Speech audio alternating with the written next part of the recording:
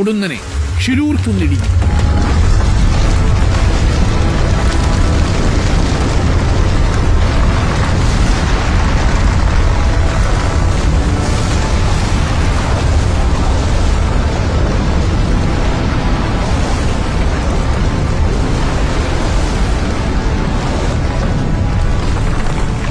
ഉത്തര കന്നഡ ജില്ലയിലെ അങ്കോള താലൂക്കിലെ ഷിരൂർ ഗ്രാമത്തിലൂടെ കടന്നുപോകുന്ന പൻവേൽ കന്യാകുമാരി ദേശീയപാത. ഈ ഷിരൂർ കുന്നിന്റെ ഓരത്തായി ദീർഘദൂരം യാത്ര ചെയ്തു വരുന്ന ലോറി ഡ്രൈവർമാരും മറ്റു സഞ്ചാരികളും ഞാനിപ്പോൾ ഇരിക്കുന്ന ലക്ഷ്മണ ബൊമ്മയുടെ കടയുടെ മുന്നിൽ വിശാലമായ ഈ സ്ഥലത്ത് അവർ വിശ്രമിക്കാറുണ്ട്. നദിയുടെ ഭാഗത്തായി 47-കാരനായ ലക്ഷ്മൺ നായിക്കും ഭാര്യ ശാന്തിയും നടത്തുന്ന ചായക്കടയുണ്ട്. ലക്ഷ്മണന്റെ വീടും കടയ്ക്ക് തൊട്ടടുത്താണ്. ജൂലൈ 16-ാം തീയതി ചൊവ്വാഴ്ച 3:50 അർജുൻ ഞാനിപ്പോൾ നിൽക്കുന്ന ഈ സ്ഥലത്ത് ലക്ഷ്മണയ്യയുടെ ചായക്കടയുടെ തൊട്ടു മുന്നിൽ വിശാലമായൊരു പാർക്കിംഗ് സ്പേസിലെത്തി. അവിടെ കിടന്നുറങ്ങുന്നു. 5:30 സുഹൃത്ത് വന്ന് വിളിക്കുന്നു. അപ്പോഴും സുഖനിദ്രയിലാണ്. ചില്ലുകളെല്ലാം പൊക്കിയിട്ട് ഭാരത് ബെൻസിന്റെ ലോറിയിലാണ് കിടന്നുറങ്ങുന്നത്.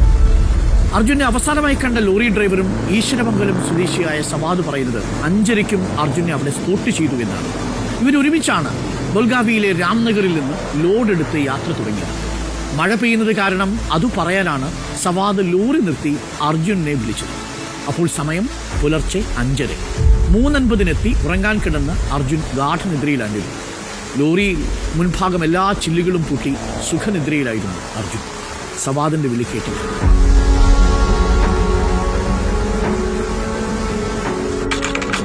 സമയം 8:33.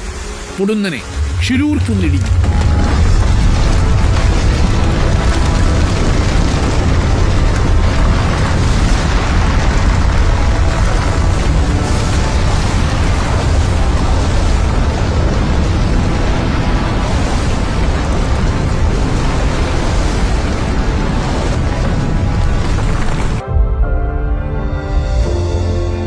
അർജുൻ ഏറ്റവും ഒടുവിൽ വീട്ടിലേക്ക് ഫോൺ വഴി ബന്ധപ്പെട്ടത് ചൊവ്വാഴ്ച പുലർച്ചെയാണ്.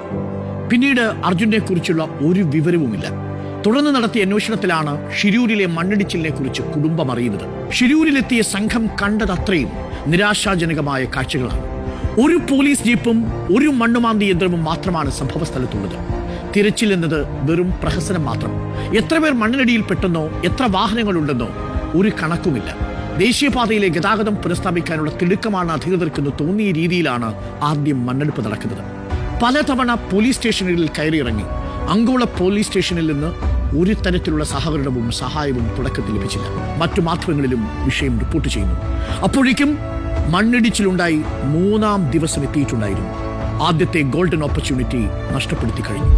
രക്ഷാപ്രവർത്തനത്തിന്റെ സുവർണ മണിക്കൂറുകൾ നഷ്ടപ്പെടുത്തിയതിന്റെ നിരാശയിലാണ് കുടുംബം. ആദ്യത്തെ ഗോൾഡൻ ഓപ്പർച്യൂണിറ്റി, ആദ്യത്തെ 3 ദിവസം തീർച്ചയായും ജില്ലാ ഭരണകൂടം അത് നഷ്ടപ്പെടുത്തി കഴിഞ്ഞിരുന്നു. ഓർമ്മിപ്പിക്കുന്നു, അർജുൻ ഒറ്റപ്പെട്ട ഒരു ദുരന്തമേ അല്ല എന്നുള്ളതാണ്. ആ സാധ്യതകൾ ഇനിയും ആവർത്തിച്ചേക്കാം.